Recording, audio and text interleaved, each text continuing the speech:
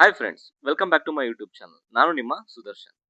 ಈ 5 ದಿನ ಗ್ಯಾಪ್ ಆಯ್ತು ವಿಡಿಯೋಸ್ ಮಾಡೋದಕ್ಕೆ ಆಗ್ತಿರ್ಲಿಲ್ಲ. ಯಾಕೆಂದ್ರೆ ಸ್ವಲ್ಪ ಟ್ರಾವೆಲಿಂಗ್ ಇಶ್ಯೂಸ್ ಮತ್ತೆ ಕೆಲಸ, ಅದರಿಂದ ನಾನು ವಿಡಿಯೋಸ್ ಮಾಡೋದಕ್ಕೆ ಆಗ್ತಿರ್ಲಿಲ್ಲ.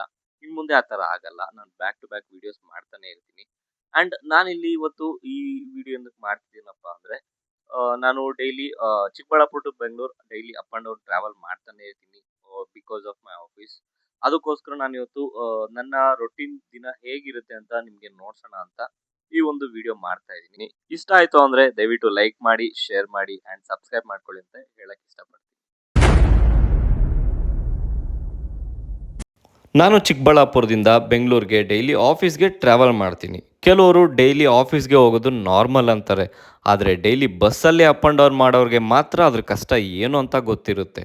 ನಾನು ದಿನ ಬೆಳಿಗ್ಗೆ ಬೇಗ ಎದ್ದು ರೆಡಿಯಾಗಿ ಮನೆ ಬಿಟ್ಟು ಬಸ್ ಸ್ಟಾಪ್ಗೆ ಹೋಗಿ ನೋಡಿದ್ರೆ ಬಸ್ಸಸ್ ಇರಲ್ಲ. ಇನ್ ಕೇಸ್ ಬಸ್ಸಸ್ ಬಂತು ಅಂದರೆ ಅಲ್ಲಿ ಒಂದು ಮಹಾ ಯುದ್ಧನೇ ನಡೀತಾ ಇರೋ ಥರ ಇರುತ್ತೆ. ಏಕೆ ಅಂದರೆ ಸೀಟ್ಸ್ಗೋಸ್ಕರ.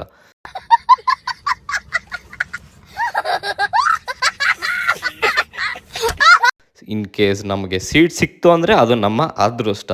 ಸೀಟ್ ಸಿಕ್ಕಿಲ್ಲ ಅಂದರೆ ಬೆಂಗಳೂರವರೆಗೂ ನಾವು ನಿಂತ್ಕೊಂಡು ಹೋಗಲೇಬೇಕಾಗುತ್ತೆ. ಬೇರೆ ಆಪ್ಷನ್ಸ್ ಅನ್ನೋದು ನಮಗೆ ಇರಲ್ಲ. ಬಟ್ ಇವತ್ತು ನಾನು ಬಸ್ ಸ್ಟಾಪ್ ಹೋಗಿ ನೋಡೋ ಅಷ್ಟರಲ್ಲಿ ಅಲ್ಲಿ ಕಂಪ್ಲೀಟ್ ಬಸ್ ಸ್ಟಾಪ್ ಖಾಲಿ ಖಾಲಿ ಇತ್ತು. ಏಕೆಂದರೆ ಇವತ್ತು ನಾನು ಮನೆ ಬಿಟ್ಟಿದ್ದೆ ಲೇಟ್ ಆಯಿತು. ಆದ್ದರಿಂದ ಅಲ್ಲಿ ನನಗೆ ಬಸ್ ಸಿಕ್ತು. ಬಸ್ ಸಿಕ್ಕಿದಾದ್ಮೇಲೆ ಇಮ್ಮಿಡಿಯೇಟ್ ಸೀಟ್ ಸಿಕ್ತು.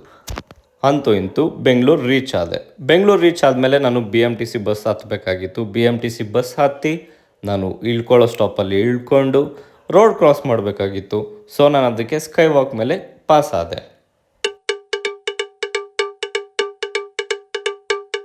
ಸ್ಟೆಪ್ಸ್ ಇಳಿದು ನೋಡ್ತೀನಿ, ಎಲ್ಲ ಕಡೆನೂ ಪೊಲೀಸ್ ಅವ್ರು ನಿಂತಿದ್ದಾರೆ ಮತ್ತು ಕಾಂಗ್ರೆಸ್ ಫ್ಲ್ಯಾಗ್ಸ್ ಎಲ್ಲ ಕಡೆನೂ ಇದೆ ಮತ್ತು ದೊಡ್ಡ ದೊಡ್ಡ ಬ್ಯಾನರ್ಸ್ ಕೂಡ.